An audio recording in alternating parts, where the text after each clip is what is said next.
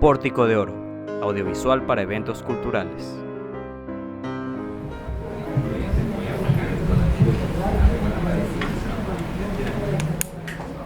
Seguimos celebrando a Guayaquil con más de su historia y cultura. Como con este ciclo de conferencias denominado Guayaquil Ibérico, que se va a llevar a cabo hasta este viernes en este salón Pedro Carbo, como siempre organizado por la muy ilustre Municipalidad de Guayaquil, la Dirección de Cultura y la Biblioteca Municipal.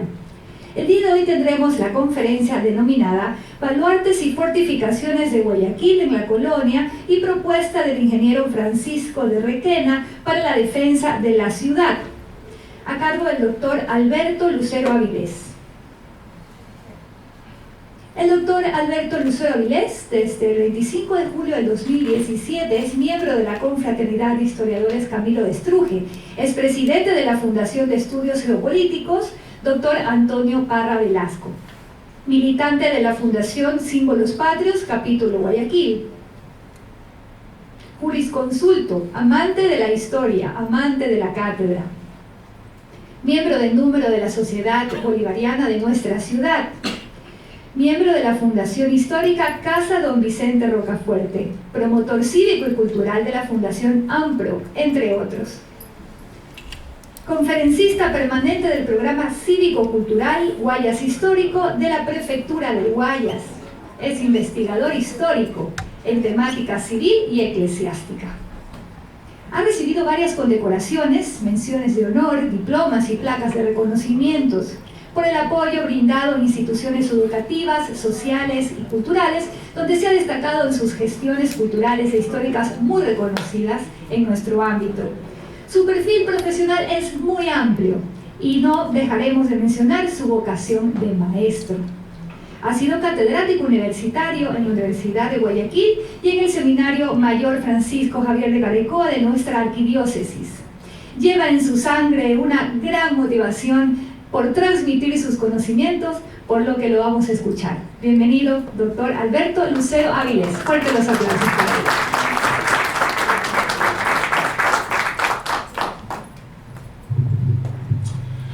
Licenciada Nancy Palacios, directora de la Biblioteca Municipal, quien nos acompaña en este emotivo ciclo de conferencias que llevamos a cabo con ocasión de exaltarse un año más de la fecha de culminación del proceso fundacional de la ciudad de Guayaquil. Distinguido público presente, señoras y señores. Agradezco la gentileza que ha tenido usted, licenciada, al igual que el director de Cultura de la muy ilustre Municipalidad de Guayaquil, arquitecto Melvin Hoyos, en cuanto a permitirme el día de hoy disertar sobre un tema que quizá es poco conocido, explorado en la historia colonial de la ciudad de Guayaquil, como es el estudio de los baluartes, fortificaciones levantadas en la ciudad con el fin de protegerla de las invasiones de piratas y corsarios. Y dentro de este esquema también es importante el análisis que vamos a realizar del plan de defensa trazado por el ingeniero español Francisco de Requena en el siglo XVIII, que es un plan, podríamos decir, de seguridad integral y complementario en lo que tiene que ver con la defensa de la ciudad frente a ataques de piratas, corsarios, inclusive lo que el ingeniero Requena para aquella época preveía. Un plan de defensa que también genere los medios necesarios para hacer frente a cualquier pretensión de invasión de las potencias que en la época, ya para el siglo XVIII, comenzaban a rivalizar con España con el fin de arrebatarle a la corona española sus posesiones en el Nuevo Mundo. Vamos a dividir la ponencia en dos partes. La primera, desde el siglo XVI, cuando la ciudad se establece en el lugar donde actualmente se encuentra. Y la segunda la vamos a enfocar al plan de seguridad y defensa trazado por el ingeniero Requena. Abarcaremos en la primera etapa los siglos XVI y XVII y en la segunda el siglo propiamente XVIII, que es cuando surge el plan del ingeniero Requena respecto a la defensa estratégica de la ciudad de Guayaquil. Debo con mucho, diría yo, pesar decir también algo. Para poder llevar a cabo esta disertación, y esto sí lo digo con un poco de dolor, como investigador histórico que soy, he tenido que recurrir a fuentes extranjeras de grandes autores europeos que se especializaron en el estudio de la historia del Imperio Español durante los siglos XVI, XVII, XVIII y XIX.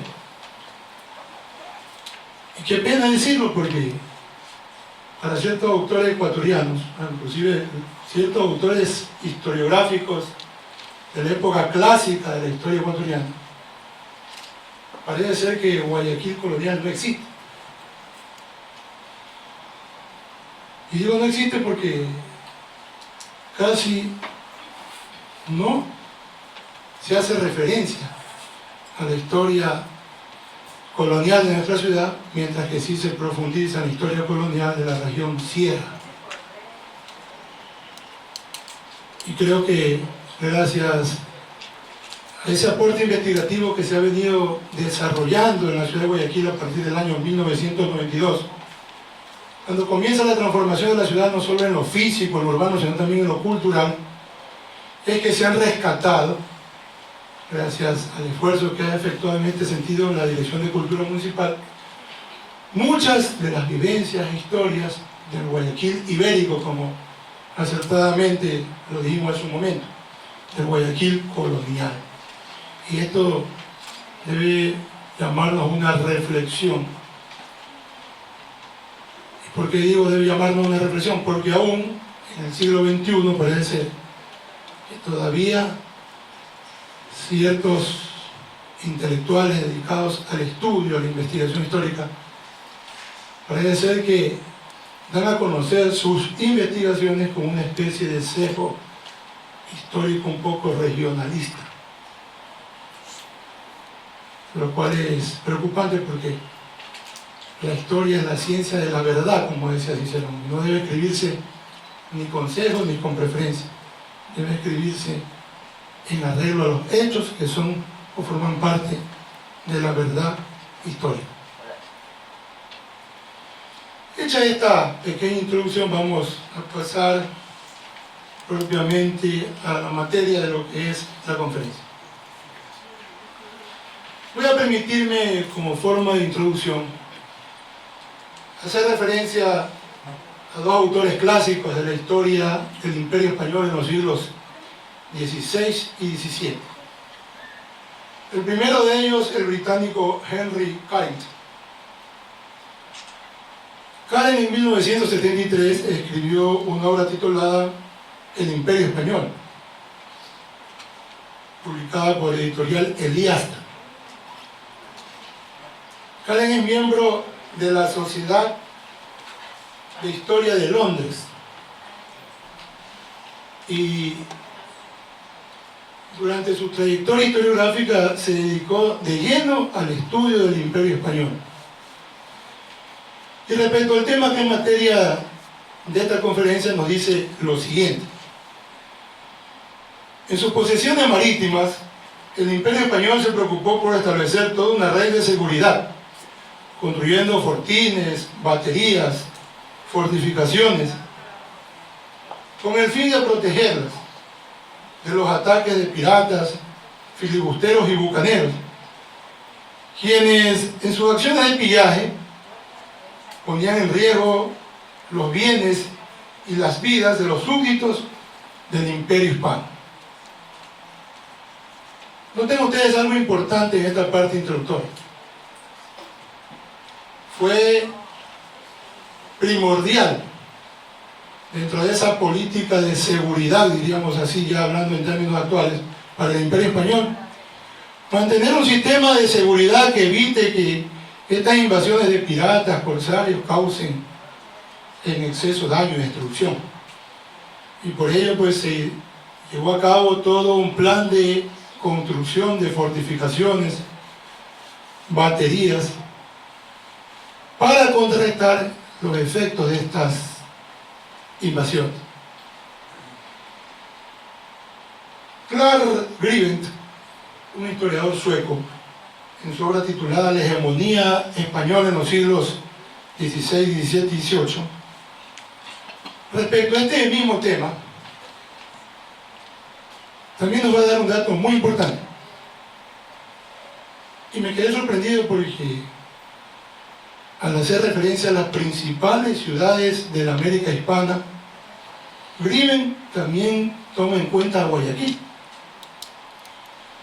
Y Grivent dice lo siguiente: Veracruz, Panamá, Cartagena, El Callao, Guayaquil, entre otras ciudades portuarias, fueron parte de ese vasto plan de defensa que implementó el Imperio Español y que se evidencia en la construcción de baterías y fuertes como una forma de contrarrestar los ataques piratas que asolaban las posesiones del Imperio Español en busca de riquezas.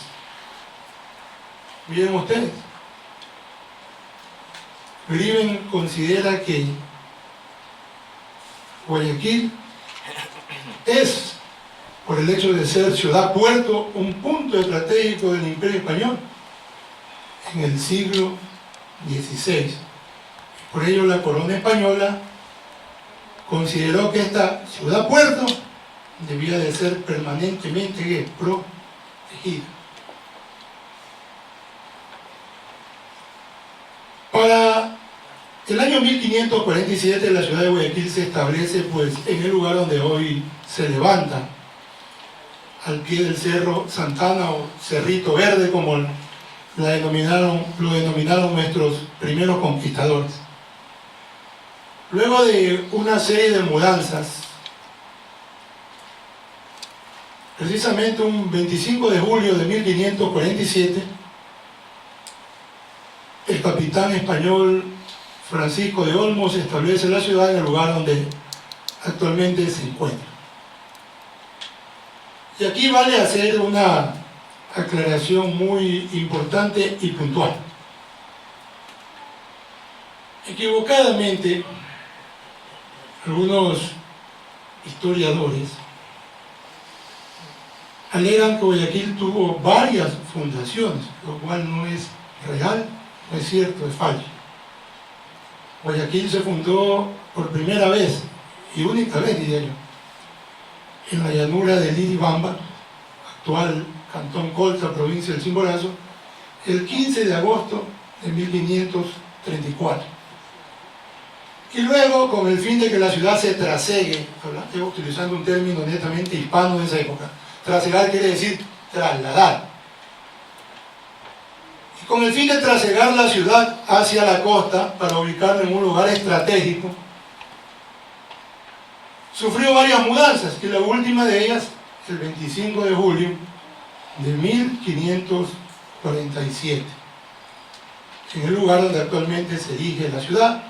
Última mudanza que la llevó a cabo el capitán español Francisco de Olmos.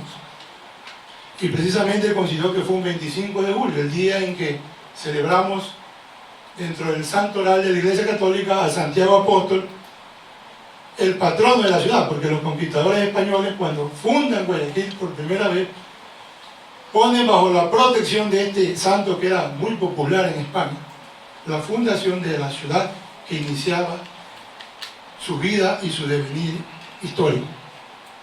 Entonces, quedemos claros que no hay varias fundaciones, hay una sola fundación que conoció varios traslados, y el último de ellos, el 25 de julio de 1547, obra de Francisco de Olmos.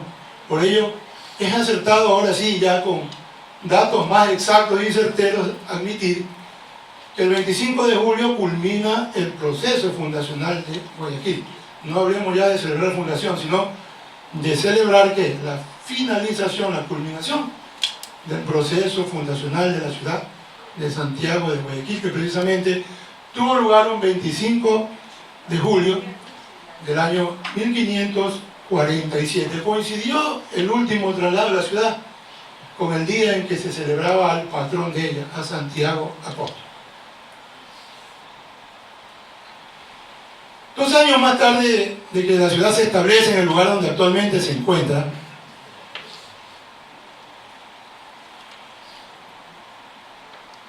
el pacificador Pedro Lagasca, que había llegado pues a los territorios del actual Perú con el fin de intervenir, como su nombre lo indica, como pacificador, frente a las guerras civiles entre pizarristas y almagristas que se habían desatado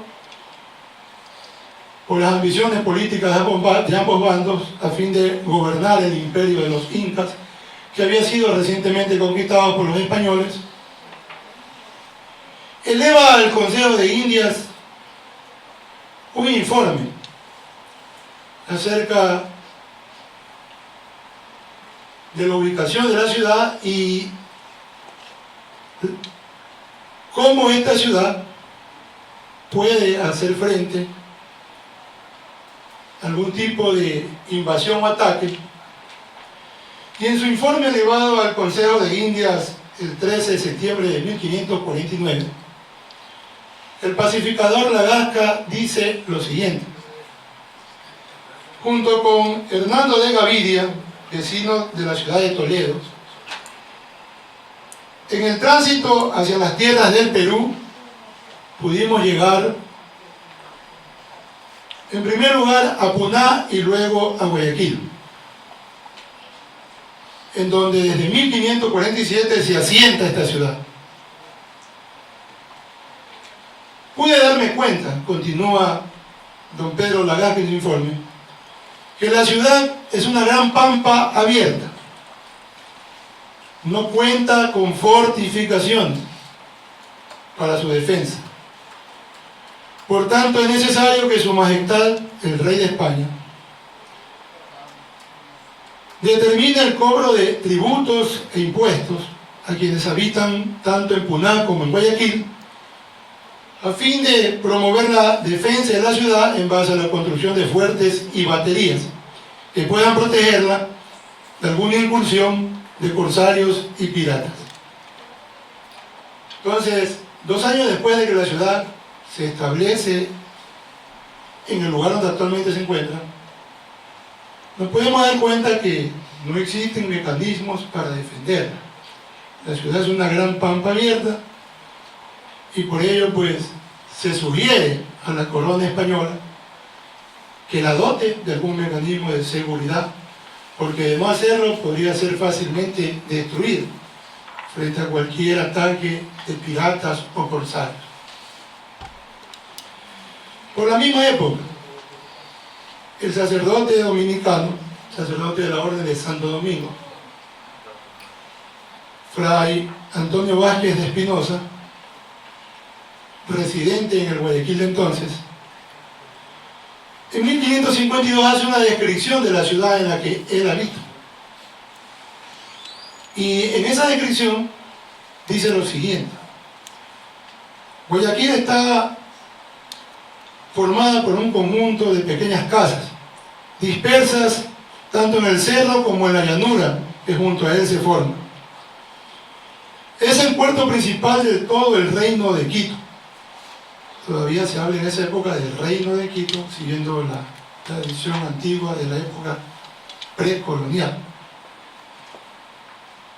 Y en ella atracan los navíos que llegan desde el Imperio del Perú y que también zarpan hacia España, llevando consigo el oro que obtienen los conquistadores al someter a los pueblos que habitan en la zona alta del reino de Quito y del Imperio del Perú. Los nativos de la ciudad, si bien es cierto, ya han sido dominados, a pesar de ser guerreros belicosos. Ustedes saben que Chonos, Puná, Huancavirca, que eran las tribus que habitaban en Guayaquil y en su entorno, eran tribus muy belicosas, es decir, guerreras por antonomasia. A pesar de ello, Dice Fray Antonio Vázquez de Espinosa, ya para esa época, 1552, se habían logrado dominar estas tribus y había una sana convivencia, tranquila convivencia entre conquistadores y naturales o indígenas, como diríamos también. Por ello, quien rige la ciudad, continúa en su descripción, no ha visto como algo necesario construir fuertes o baterías de defensa, ante lo cual solo se han establecido vigías en la parte alta del Cerro Santana, los cuales resguardan a la ciudad frente a cualquier situación que pueda poner en riesgo su seguridad. Ya para 1552 se lleva a cabo la ejecución, diríamos, de un primer ensayo de defensa de la ciudad. Se crearon milicias a las cuales se les encargó el cuidado del orden y resguardar a la ciudad por cualquier tipo de motivo, invasiones, incursiones, que pudieran poner en riesgo su seguridad. Y así transcurrió la existencia de la ciudad en los primeros años posteriores a su fundación. Y no va a ser sino hasta el año 1587, ya en la década de los 80 del siglo XVI, cuando acontece un hecho que va a determinar o va a traer como consecuencia de que se comiencen a planificar la construcción de baterías y fortificaciones para defender a la ciudad. ¿Cuál fue este hecho que se convirtió en generador de mecanismos de defensa? La primera de las múltiples invasiones piratas que sufrió Guayaquil. Esta invasión tuvo lugar 40 años después de que la ciudad se estableció en el lugar donde actualmente se encuentra, en 1587. El corsario inglés, pirata inglés Thomas Cavendish, al mando de una tropa de 4 veleros y 2 bajeles, había iniciado una especie de expedición muy extensa por las tierras, por los mares del Imperio Español. Esta expedición primero llegó a México, luego pasó a Centroamérica, llegó a Panamá, posteriormente incursionó en el territorio de la actual Colombia, amagó Cartagena. Desde Cartagena se dirigió al Callao para luego fondear con su flota en Puná, y desde Puná planificar un ataque a Guayaquil.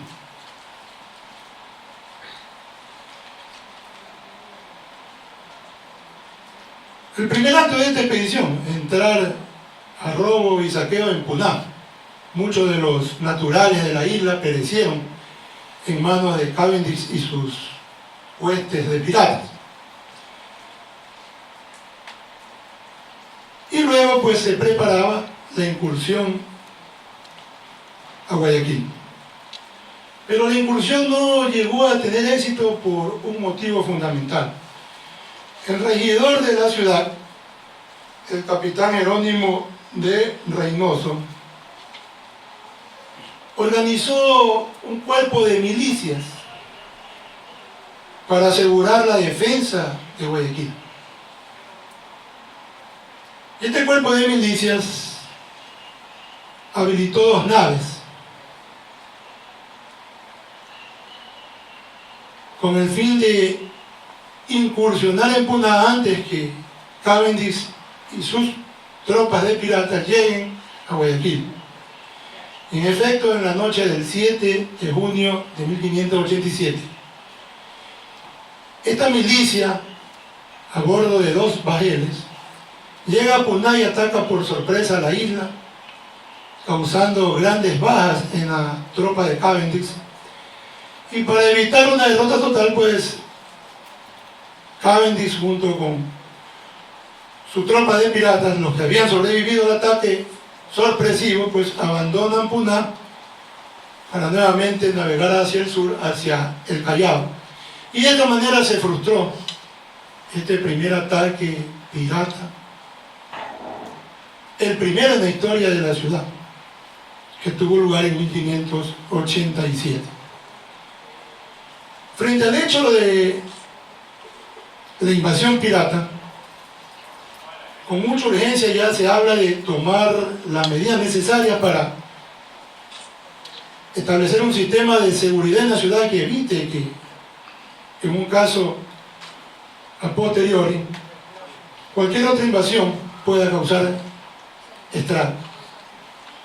Y para el año 1615, el tesorero de las arcas reales en el corregimiento de Guayaquil, el capitán Alonso de Vargas, eleva una petición al virrey del Perú, don Francisco de Borja de Aragón, primer marqués de Esquilache, conocido en la historia colonial con el nombre de el virrey Esquilache, y le pide que autorice el uso de 12.000 pesos de las arcas reales para construir en Guayaquil una fortificación que le permita a la ciudad defenderse de los ataques de corsarios y piratas. El virrey Esquilache, meses después de elevada la petición, le contesta al tesorero real de la ciudad, diciéndole que ejecute la construcción de la fortificación, pero que no disponga de 12.000 pesos, lo cual podía causar una grave carga negativa en las arcas del erario español, sino que solamente utilice 7.000 pesos para lo que se había propuesto edificar. Y en efecto, pues, se lleva a cabo al pie del Cerro Santana, en la orilla del río que da hacia el cerro, la construcción de una pequeña fortificación con base de piedra y estructura de madera dotada de 4 cañones, con lo cual ya de una u otra manera se aseguraba la defensa de la ciudad frente a un ataque pirata. Y en efecto, para el año 1624, cuando acontece una nueva invasión pirata en contra de la ciudad, esta fortificación fue de mucha utilidad para repeler el ataque.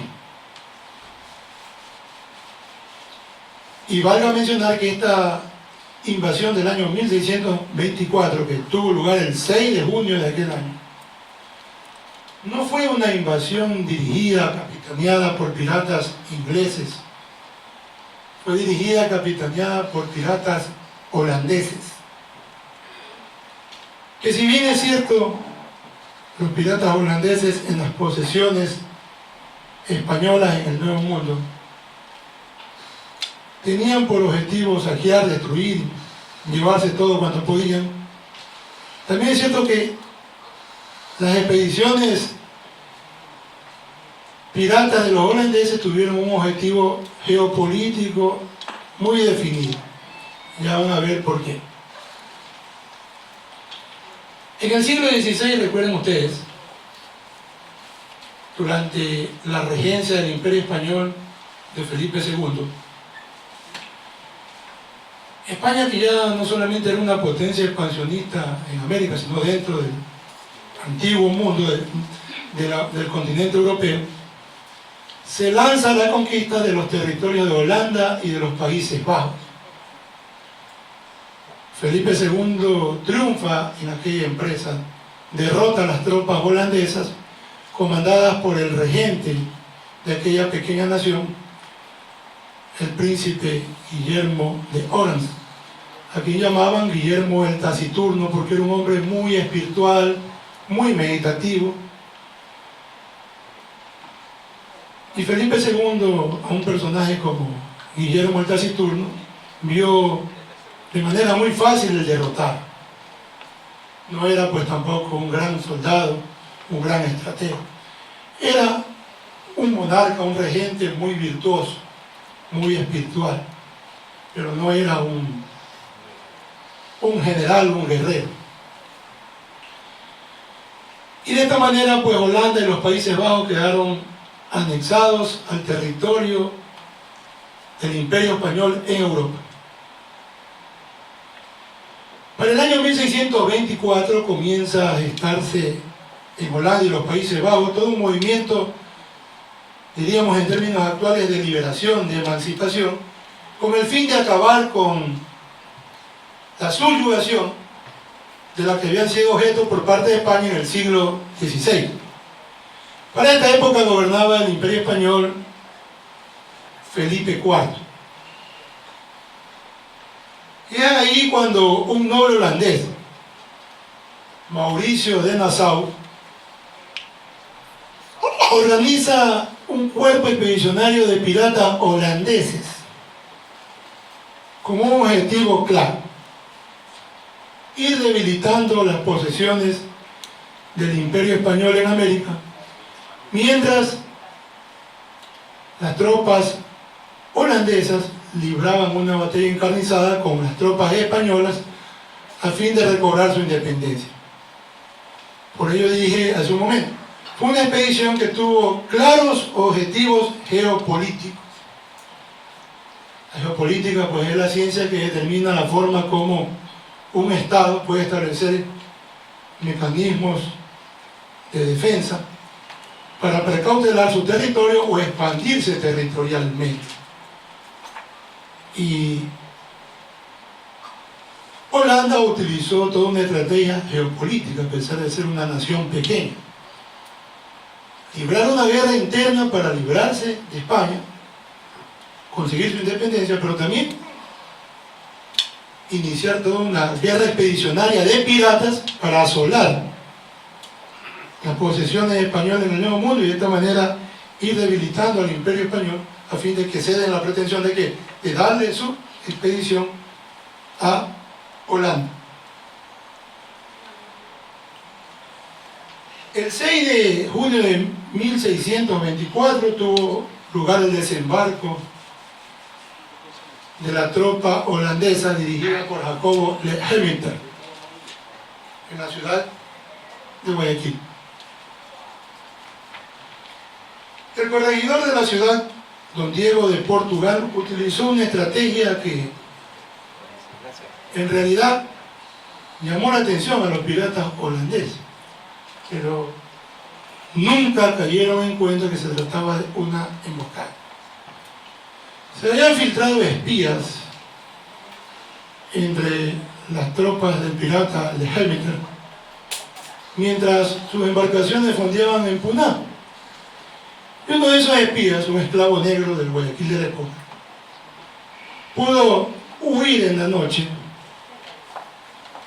en una pequeña embarcación, una canoa, según el relato que se transmite y se consigna en las crónicas de Guayaquil Antiguo de don Modesto Chávez Franco, y llegar a Guayaquil luego de un largo día que abarcó la jornada del viaje. Y efectivamente este esclavo negro le comunica al regidor de la ciudad que para el 6 de junio estaba planificado el ataque, y coincidía que el 6 de junio de 1624 en el Guayaquil de esa época se celebraban las fiestas del Corpus Christi, una fiesta muy tradicional en España desde la Edad Media y que, siguiendo esa costumbre religiosa española, también fue tomando auge hasta los días actuales, herencia de España en el Nuevo Mundo. En la región sierra todavía se conservan ciertas usanzas de la antigua tradición española en lo que se refiere a la celebración de las fiestas de Corpus Christi.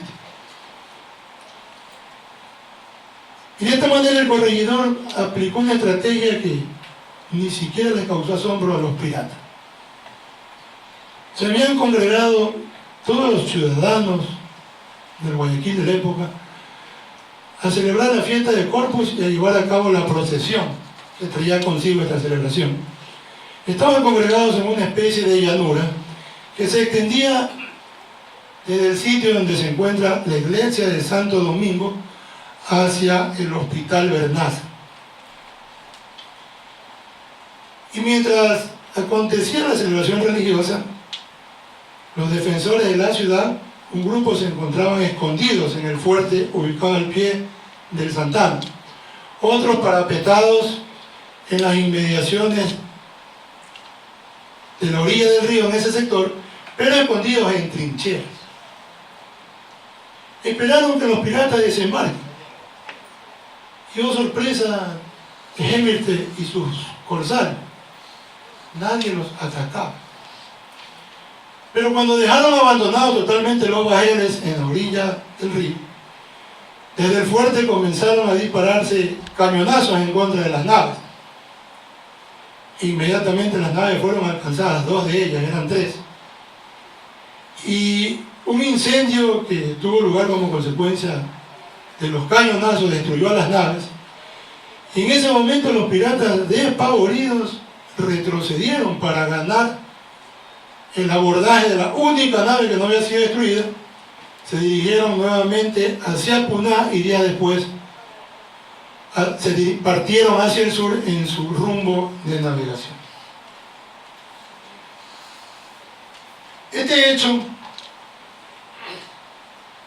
trajo consigo que el cabildo guayaquileño a la época ya se preocupe de fondo en cuanto a establecer mecanismos para la defensa de la ciudad frente a los ataques de piratas y corsarios.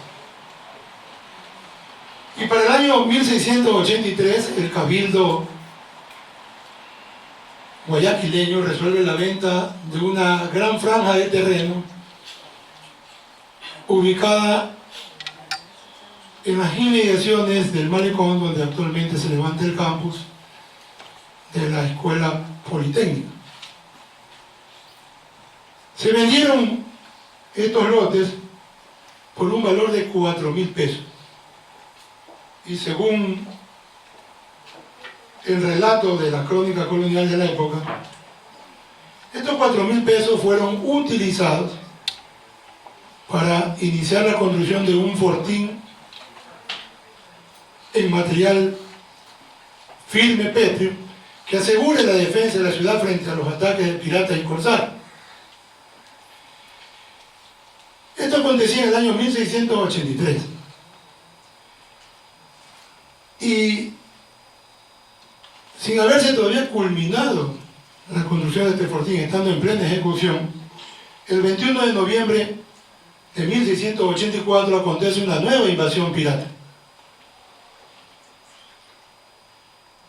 Esta invasión pirata estaba comandada por los capitanes Eduardo Davy y Guillermo Dampia.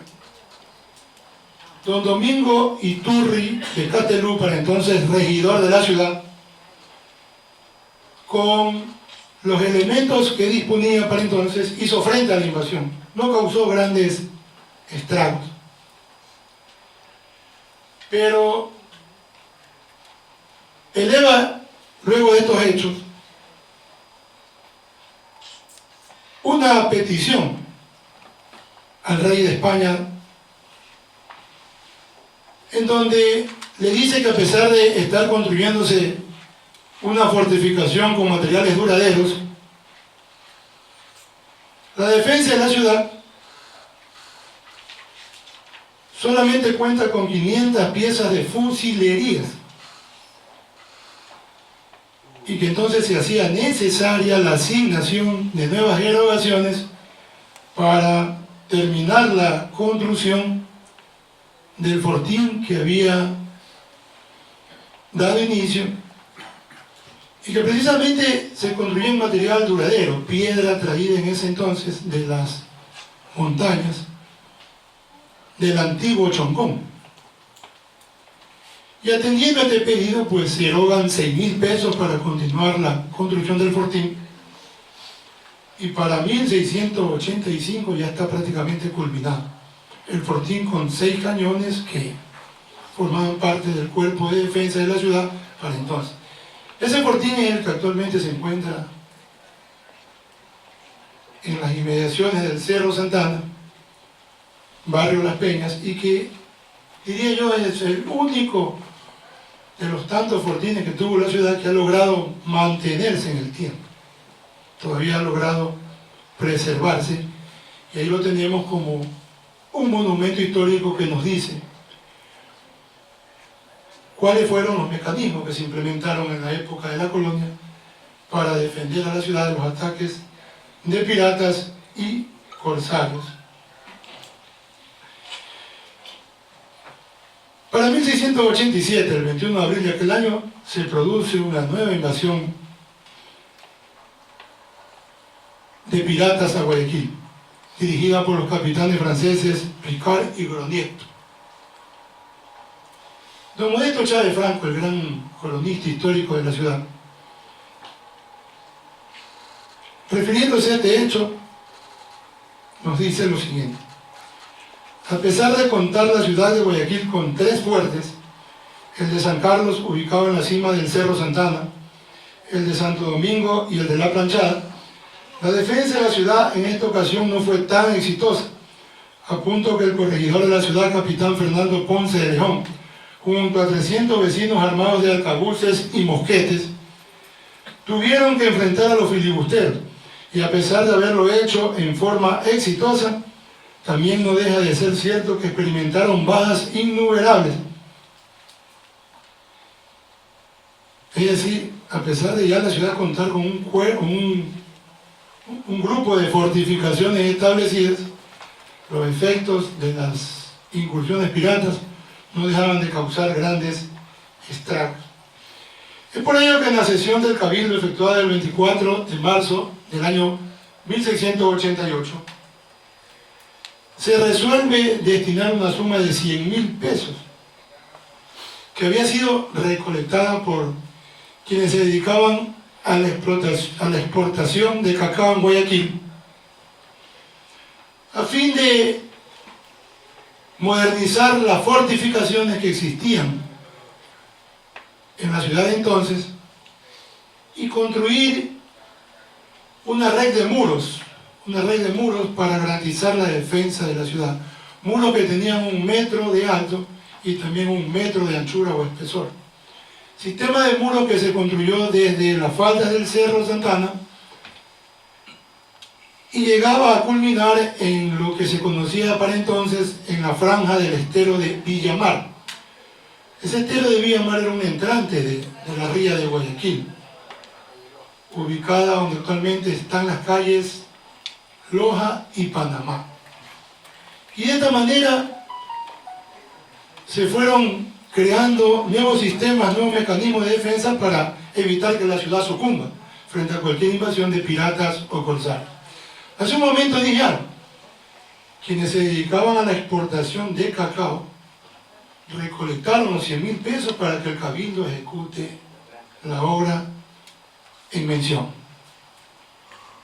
Miren entonces ustedes que ya desde el siglo XVII, en la época de la colonia, Guayaquil y su provincia eran grandes productores de cacao, el fruto de los dioses, como le llamaban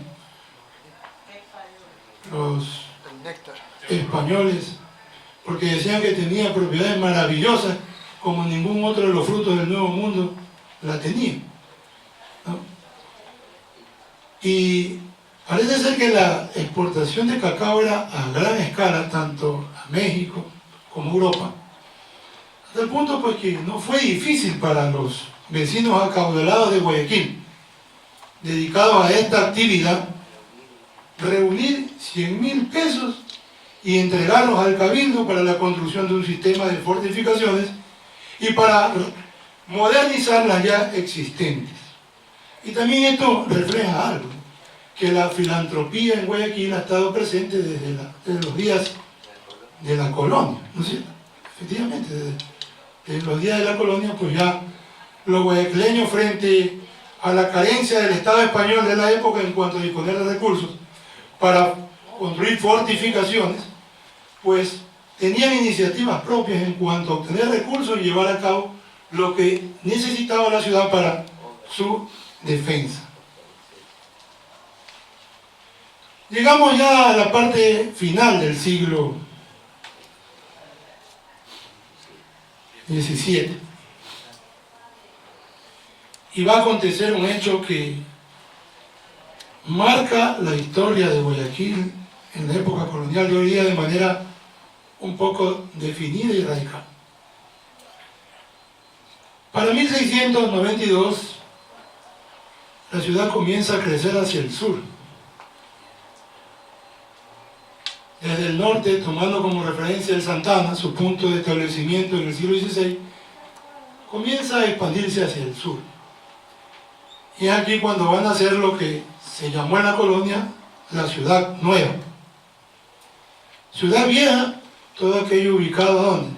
En la parte del Cerro Santana y lo que circundaba, en donde Guayaquil se estableció en 1547. Y Ciudad Nueva, todo aquello que iba siendo habitado hacia el sur de la ciudad a partir de 1692. En el sector que hoy comprenden las calles Víctor Manuel Rendón, Pedro Carbo, Roca, se construyó un inmenso puente al que se llamaba el Puente de la Legua, un puente de madera muy extenso, que era el que conectaba los dos extremos de la ciudad, Ciudad Nueva, Ciudad Vieja.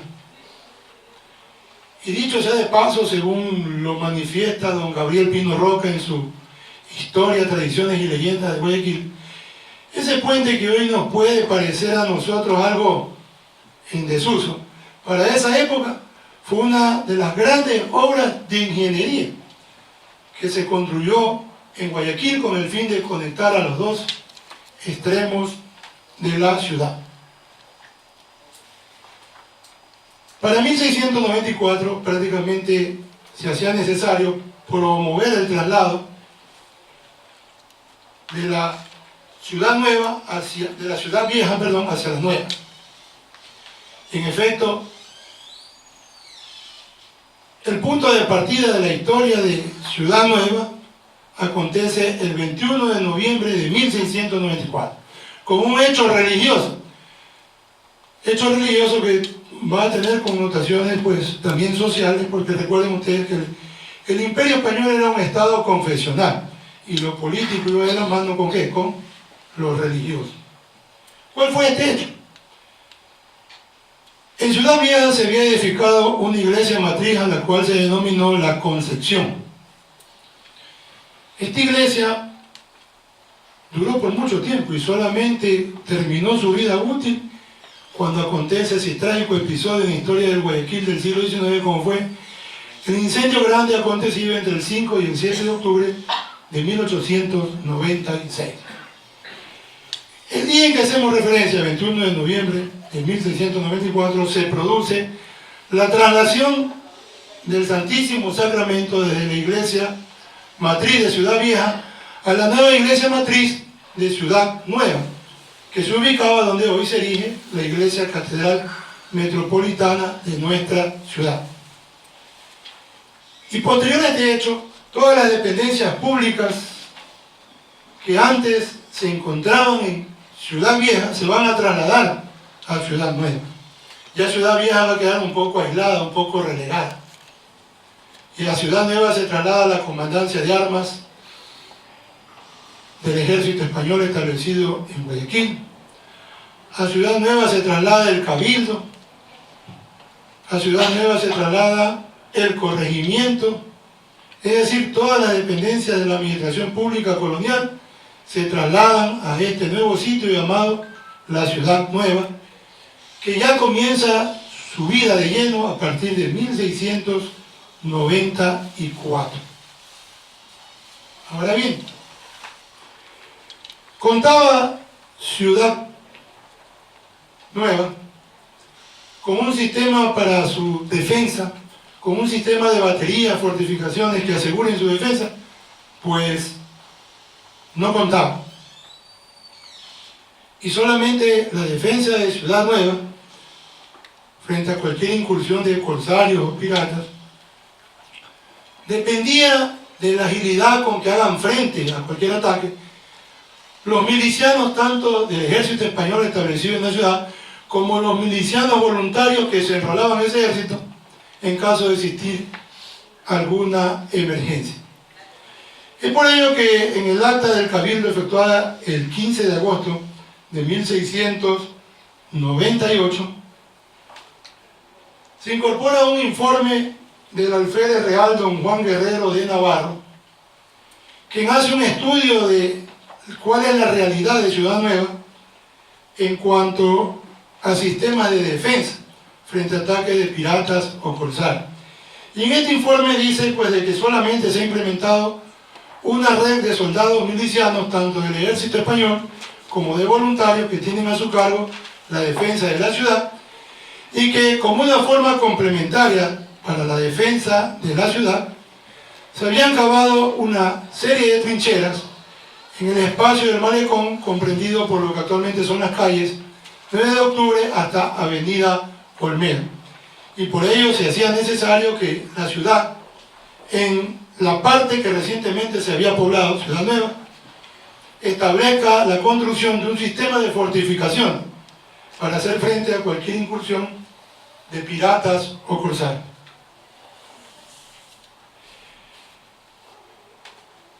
Posteriormente, para el año 1709, va a tener lugar una nueva incursión de piratas y corsarios en la ciudad de Guayaquil. Esta la comandaba el capitán Walter Rogers, un inglés. Con mucha facilidad, al no contar Ciudad Nueva con un sistema de fortificaciones, los piratas pues se tomaron la misma. Causaron ruina, destrucción. Y aquí viene algo hasta de leyendístico que trajo consigo esta invasión de 1709, que aconteció el 3 de mayo de 1709.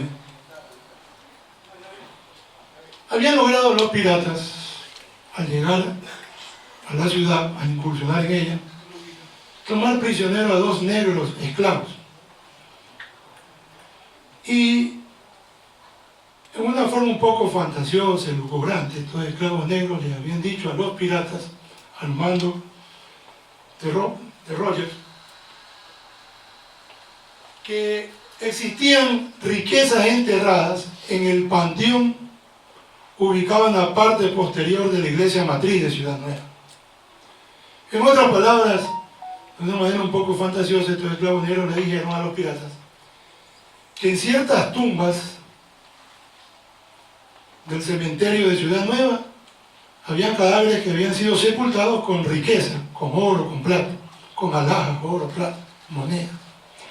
Y los piratas ni siquiera se interesaron mucho en saquear los almacenes, las viviendas de la ciudad, sino que directamente fueron al cementerio a desenterrar cadáveres, con la desagradable sorpresa que no encontraron ni oro, no encontraron plata.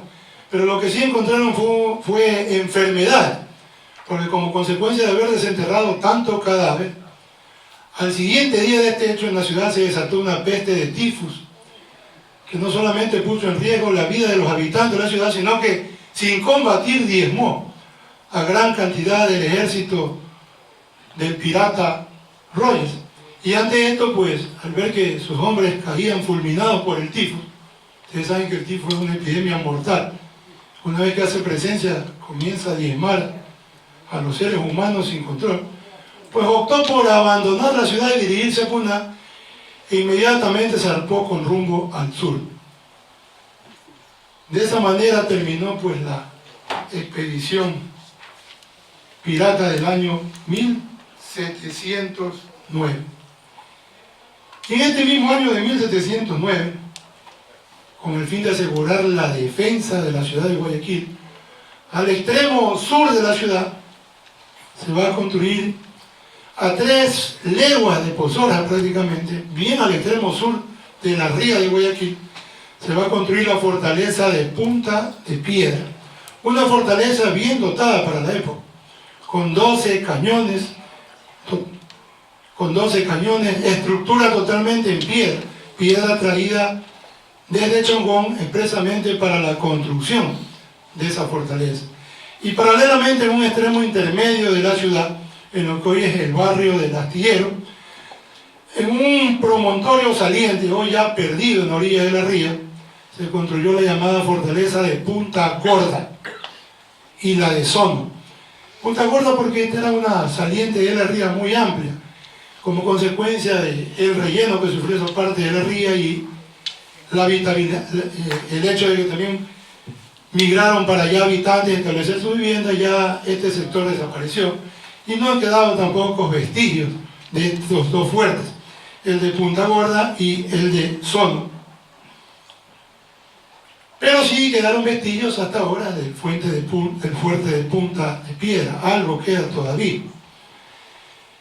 Y este fuerte de Punta de Piedra subsistió hasta muy entrado el siglo XX, porque en el año 1911, para que ustedes tengan una idea del material durable con el que había sido construido este fuerte, la Armada Nacional en ese lugar estableció una escuela para la formación de grumetes y guardias marinas, la cual funcionó hasta muy entrada la década de los años 50 en este histórico lugar que fue el fuerte de Punta de Piedra. ¿Cuál era la realidad de la ciudad de Guayaquil en lo que tiene que ver con baterías, fortificaciones y sistemas de defensa al llegar el siglo XVIII? En su compendio histórico de la provincia de Guayaquil, don Dionisio de Alcedo y Herrera, un destacado historiador del siglo XVIII, quiteño, que llegó a ser inclusive presidente de la Real Audiencia de Quito, nos dice lo siguiente: en los inicios del siglo XVIII, Guayaquil se mantiene abierta en defensa de las invasiones de piratas y corsarios. No solamente se encontraba amenazada por piratas y corsarios, sino también por los enemigos del Imperio Español que en algún momento podían acechar. Esto dio lugar a que se vayan implementando nuevas formas de defensa. Gracias a la abundancia de su producción agrícola, principalmente de cacao, luego de cada invasión pirata, la ciudad podía resurgir y podía implementar mecanismos de defensa para garantizar su seguridad. Para 1730, años después, el capitán Juan Miguel de Vera, corregidor de la ciudad, comienza un plan de modernización de todos los fuertes y baterías que existían en ella.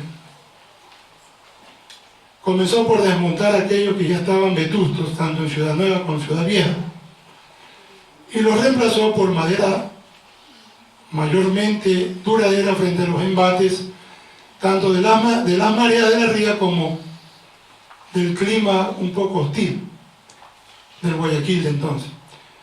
Las bases dejaron de ser de madera y se las reemplazaron por bases construidas en piedra. Piedra traída de los cerros que rodeaban la población antigua de Chongón. Chongón, en época de la colonia, ustedes ven que he pronunciado algunas veces a Chongón, la tierra de los chonos, el pueblo indígena que habitó este lugar. Chongón era un lugar rodeado no solo de grandes selvas. Hoy cierta parte de Chongón prácticamente es deforestada.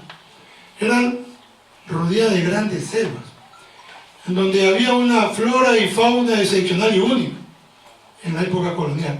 Pero también era rodeada de cerros, en donde existían piedras de grandes dimensiones, las cuales fueron aprovechadas por las autoridades coloniales de la época para la construcción de fuertes, baterías, fortificaciones que coayuden a la defensa de la ciudad. Y llegamos a un punto también muy importante en la historia de la ciudad en el siglo XVIII. Y es aquí cuando va a entrar en escena el ingeniero Francisco de Requena. El 8 de diciembre de 1762, el rey Carlos III de España, el primer Borbón en gobernar España, era de ascendencia francesa, Carlos III, Carlos de Anjou, Carlos III. El 8 de diciembre de 1762 expide una cédula real, en virtud de la cual la ciudad y provincia de Guayaquil, de ser corregimiento, se convierte en gobernación. Y en gobernación de tipo militar. ¿Por qué razón? Porque creando una gobernación de tipo militar, se ponía al frente de la administración de la misma a un personaje ligado al ejército y a la marina española, a fin de que utilice o ponga en práctica las estrategias que sean necesarias en el momento en que la ciudad sea atacada por piratas y corsarios. Es decir, se llevó a cabo esta medida con el fin de que quienes ejercieran las funciones de gobernador conozcan al detalle todo lo que tiene que ver con materia militar, marítima y castrense para asegurar la defensa de la ciudad. El primer gobernador militar de Guayaquil va a ser el capitán Juan Antonio de Vergara y Zelaya, quien llega en el año de 1764, un año después de haber sido creada la gobernación de Guayaquil. Pero paralelamente a este hecho acontece otra situación. Para 1717 se había creado el Virreinato de Santa Fe de Bogotá dentro de esa nueva estructura ejecutada por Carlos III para promover la reforma administrativa del Imperio Español. En la historia del Imperio Español, la figura de Carlos III pasa desapercibida. Pero yo me permito decir que Carlos III es quizá el último de los grandes monarcas que tuvo el Imperio Español. Implementó una serie de reformas a las cuales se llamaron las reformas borbónicas de Carlos III, con el fin de modernizar la estructura administrativa del Imperio Español. ¿Y en qué consistían estas reformas? En darle mayor protagonismo en el gobierno del Imperio Español a las élites criollas. Las élites criollas estaban despojadas de poder político, pero en cambio poseían ¿qué cosa? Poder económico. Eran los grandes agroexportadores de esa época, los grandes productores agrícolas, ganaderos de esa época. Lamentablemente no prosperó por parte de los sucesores de Carlos III esta reforma implementada por él. Y creo yo, me atrevería a decir que de haberse implementado y de haber prosperado, difícilmente en el siglo XIX, las colonias que el Imperio Español mantenía en América hubiesen alcanzado su independencia de España. Las élites criollas, un poco decepcionadas de ver que no había prosperado la reforma administrativa de Carlos III, a partir del siglo XVIII y en el devenir del XIX, van a comenzar a gestar ¿qué cosa? El movimiento de emancipación. De haber prosperado la reforma de Carlos III, creo que difícilmente se hubiese logrado la independencia de las colonias americanas en el siglo XIX. Hubiese tardado más. Quizá hubiésemos tenido que sufrir la misma suerte de los países africanos, que comenzaron a emanciparse de sus antiguas colonias, España, Portugal, Inglaterra, ya muy entrado el siglo XX.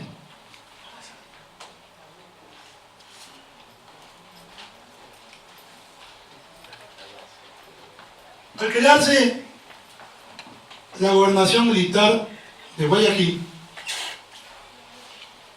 el virrey de Santa Fe de Bogotá, quien había sido nombrado primer virrey de Santa Fe de Bogotá, luego de que Carlos III procedió a la creación de este virreinato, toma contacto con el ingeniero Francisco de Requena. Esto acontece en el año de 1769 y le encarga una misión a este destacado ingeniero español, que se traslade a la ciudad de Guayaquil con dos objetivos claros y fundamentales. Primero, haga un estudio detallado acerca de los mecanismos de defensa con los cuales contaba la ciudad en caso de un ataque de piratas o corsarios. Y segundo, elabore un mapa tanto de Guayaquil como de la provincia que rodeaba a esta ciudad. Requena llega a Guayaquil el 8 de diciembre de 1769. Desde que arribó a la ciudad de Guayaquil comenzó a trabajar intensamente en la elaboración primero del mapa de la ciudad. Pero a breve rasgo veamos quién fue este personaje.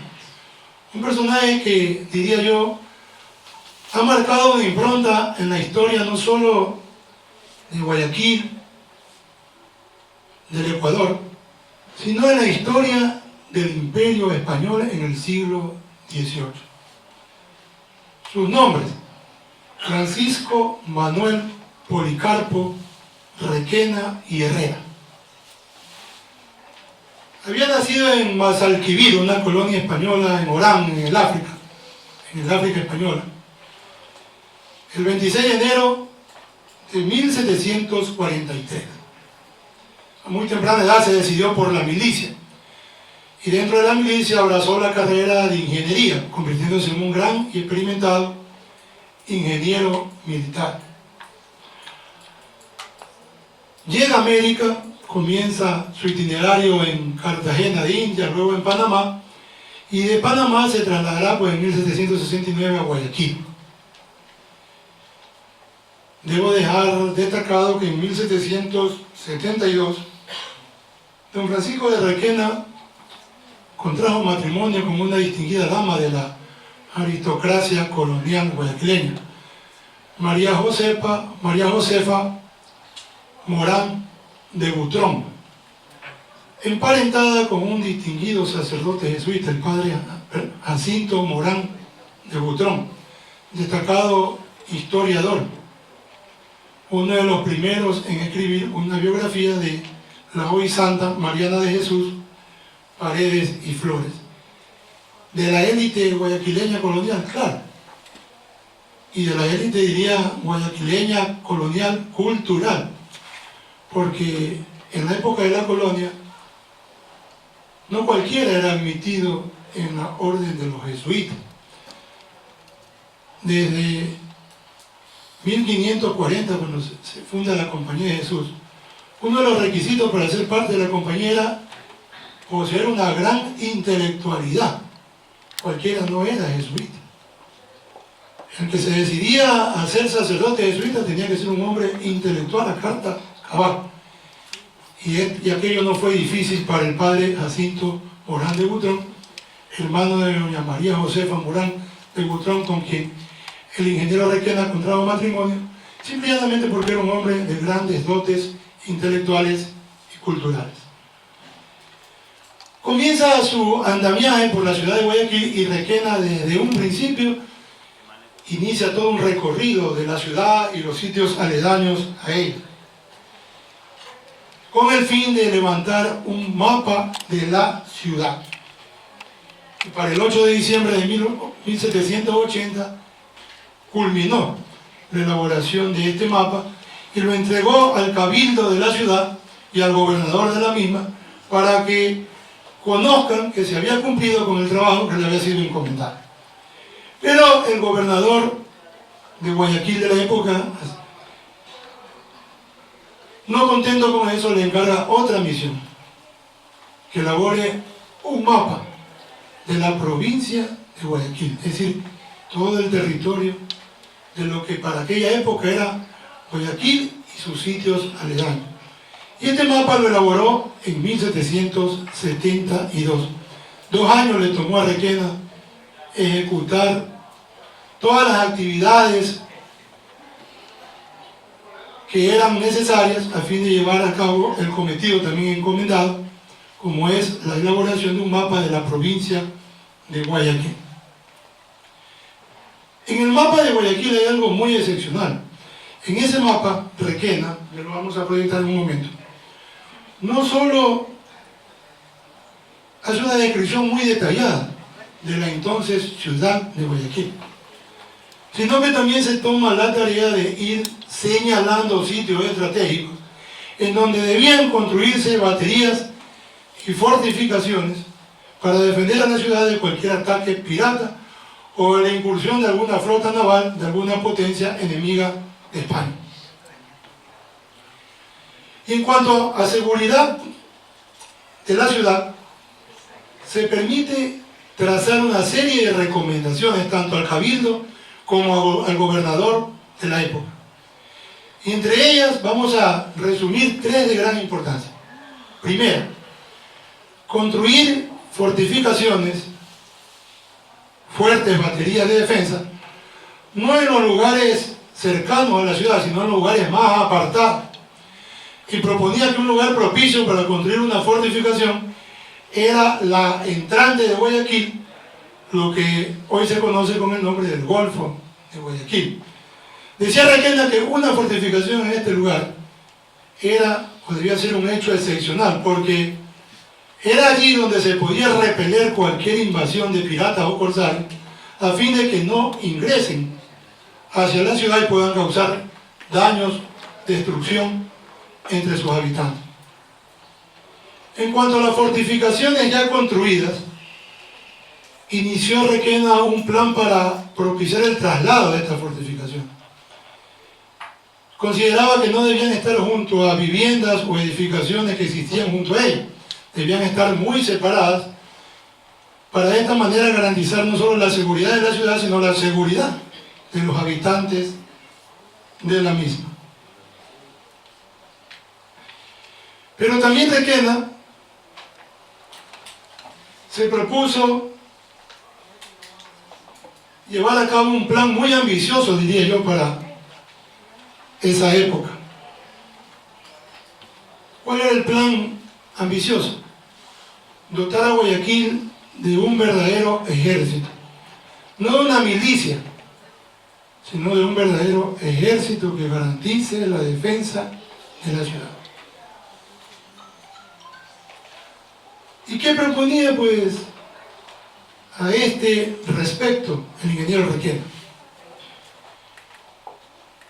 Para tener un verdadero ejército en la ciudad, decía el ingeniero Requena, en primer lugar, había que crear un sistema de adoctrinamiento de quienes se iban a enrolar como oficiales y como tropas de ejército. ¿Qué quiere decir esto de adoctrinamiento? En otro tiempo quizá esta palabra hubiese sonado a una connotación ideológica, porque se decía que los ejércitos que existieron en los países que se encontraron en la época en que el mundo estaba dividido en dos sectores, ¿no? Una parte dominada por Estados Unidos y otra por la ex Unión Soviética. Los ejércitos, las fuerzas armadas de los países bajo la idea comunista, no eran profesionales, sino eran adoctrinados. Es decir, obedecían a una consigna ideológica política antes que a un plan de defensa estratégico militar. Pero en los tiempos de Requena, en el siglo XVIII, adoctrinamiento no hacía relación a lo que nosotros conocimos con este nombre en el siglo XX. Adoctrinamiento significaba capacitar de manera teórica y práctica a quienes iban a formar parte del cuerpo de defensa del verdadero ejército que debía tener Guayaquil para hacer frente a cualquier invasión de piratas o corsarios. Capacitarlos tanto en lo teórico intelectual como en lo práctico militar castrense. Y para ello proponía la creación de un cuerpo de adoctrinamiento en la ciudad, lo que hoy podríamos decir un colegio de formación militar. Y considerando que esta ciudad es una ciudad portuaria, decía Requena, no solamente debe crearse un cuerpo de adoctrinamiento para soldados de infantería, sino para aquellos que vayan a desempeñar labores de infantería en la Marina o en la Armada de aquel entonces. En segundo lugar, decía Requena lo siguiente: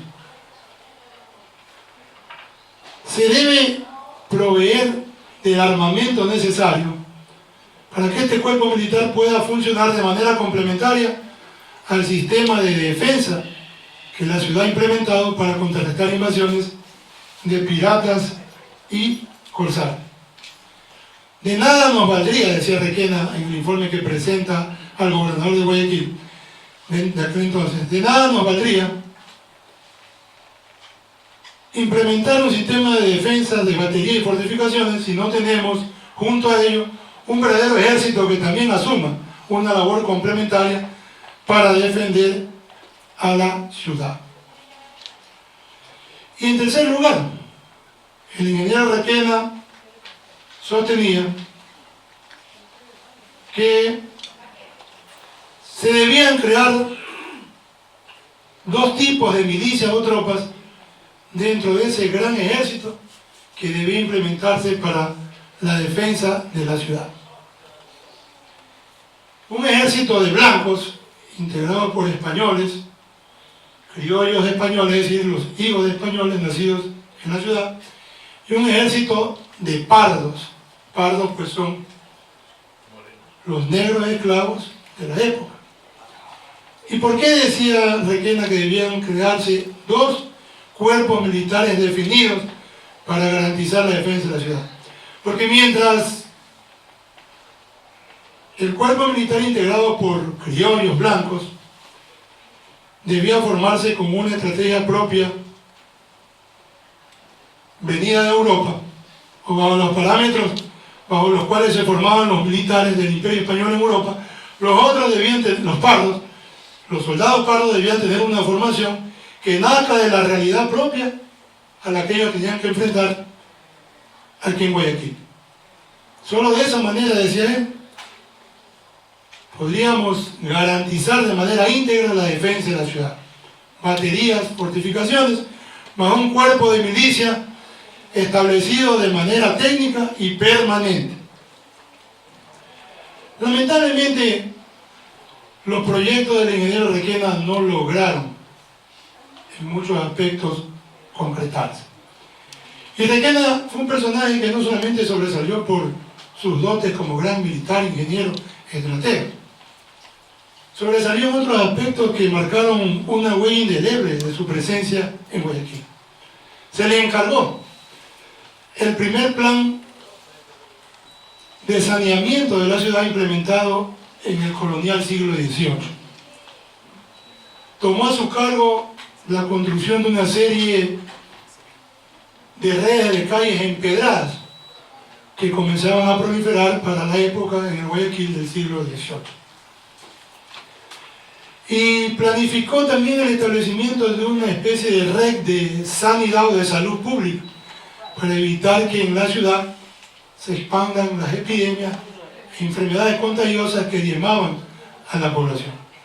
Ustedes saben cómo lo calificaban los guayaquileños del siglo XVIII a Requena, como el ingeniero excepcional.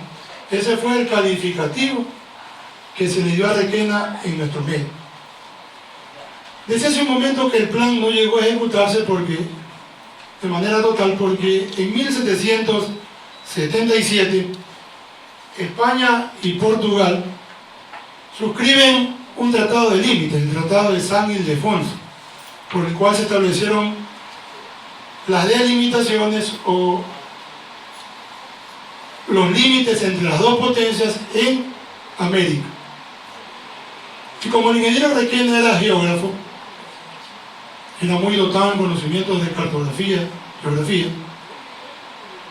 la corona española le ordenó que se traslade al Brasil para que encabece la comisión que iba a ejecutar la demarcación de los límites definitivos entre España y Portugal en la región amazónica, en virtud de lo estipulado en el Tratado de San Ildefonso, suscrito el 1 de octubre de 1777.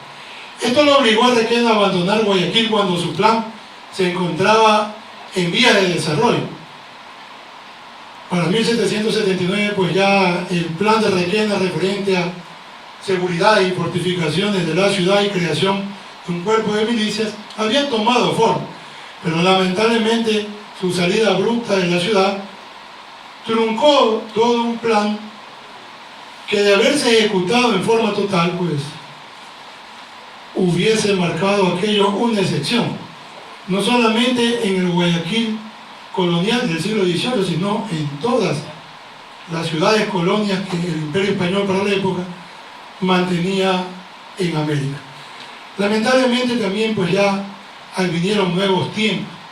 El germen que va a dar lugar a la emancipación comenzó a tomar forma y la corona española luego pues ya más que construir fortificaciones, baterías para la defensa de la ciudad y en general de sus posesiones en América, más bien se dedicó a trazar todo un plan geopolítico con el fin de contrarrestar el avance de la insurgencia emancipadora que fue tomando forma a fines del siglo XVIII, se va a desarrollar durante el siglo XIX y en el caso de Guayaquil pues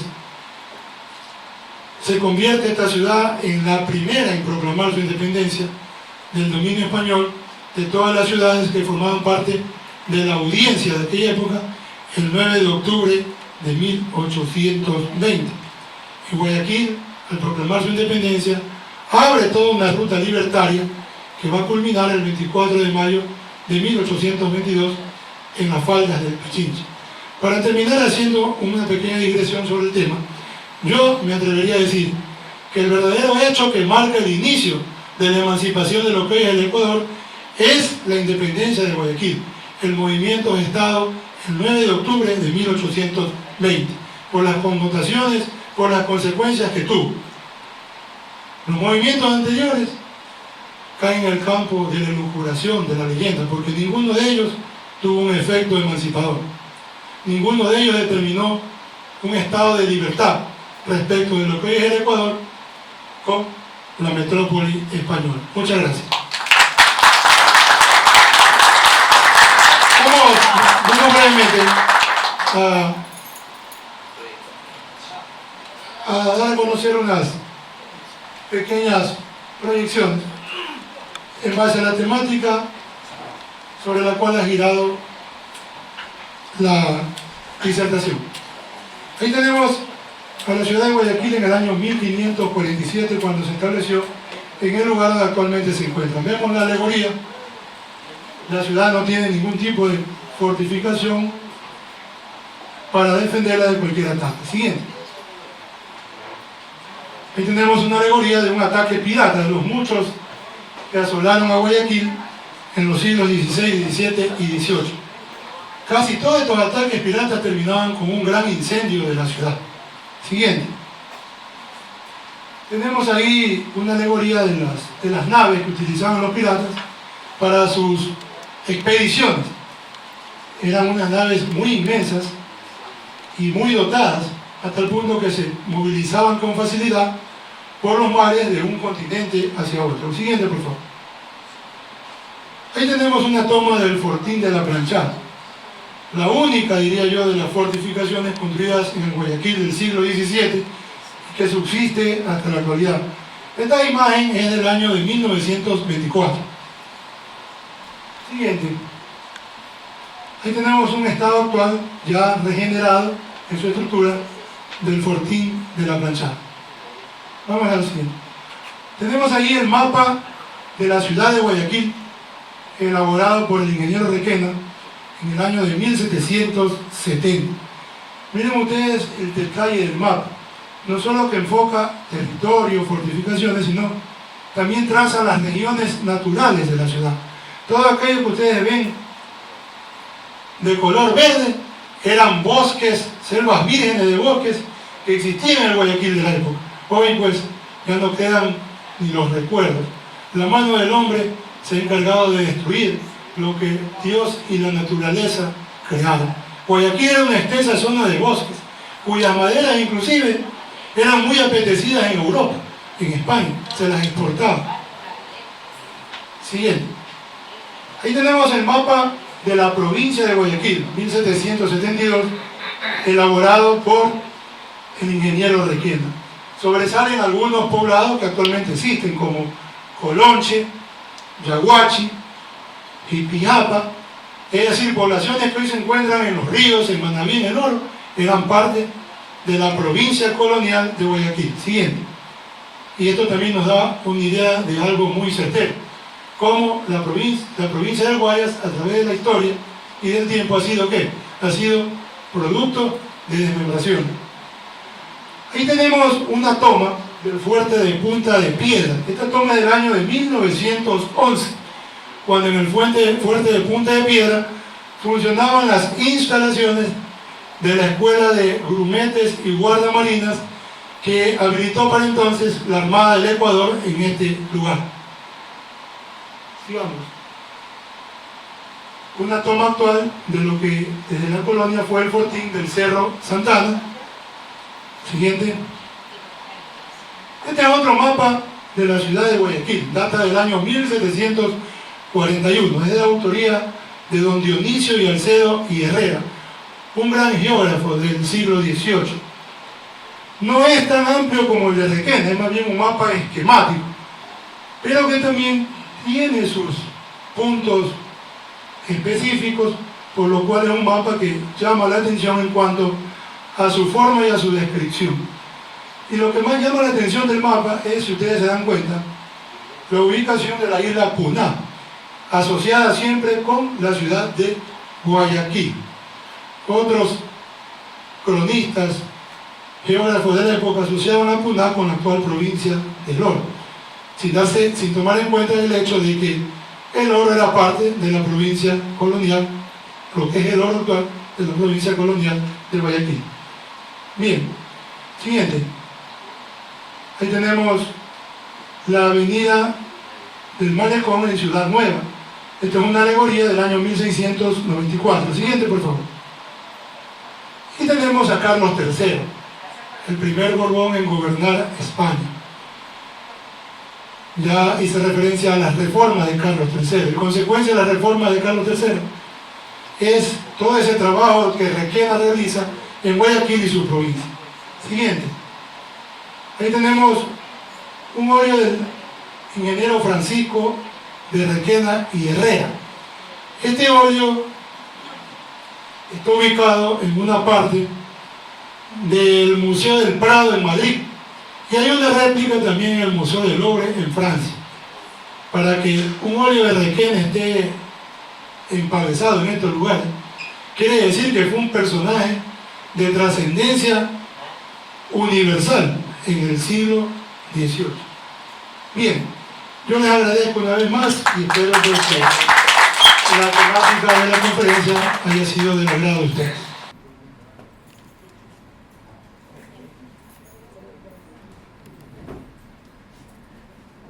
Queremos agradecerle al doctor Alberto Lucero Avilés por su disertación con este diploma, por su valiosa disertación sobre el tema Baluartes y fortificaciones de Guayaquil en la colonia y propuesta del ingeniero Francisco de Requena para la defensa de la ciudad.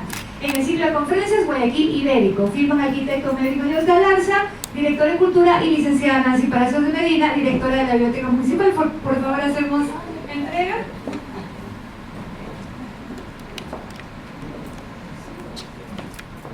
Fuerte los aplausos, por favor. Muchísimas gracias al doctor Alberto Lucero Avilés por Dile que con nosotros. habernos ampliado este fabuloso tema, celebrando Guayaquil en las fiestas de julio, en este ciclo de conferencias Guayaquil Ibérico. El día de mañana tendremos otra disertación que será el tema la cultura y la educación en tiempos coloniales. Los esperamos, amigos. Buenas noches y gracias por su presencia. Muchas gracias por ver el evento completo. Esta cobertura busca ser fuente primaria de información y lo ponemos a la disposición de nuestra comunidad digital. Así que no te pierdas la oportunidad de suscribirte a nuestro canal y si gustas puedes seguir viendo el resto de nuestros contenidos. ¿Tienes ideas o propuestas? Pues ya lo sabes, Pórtico de Oro, plataforma para propagar tu mensaje.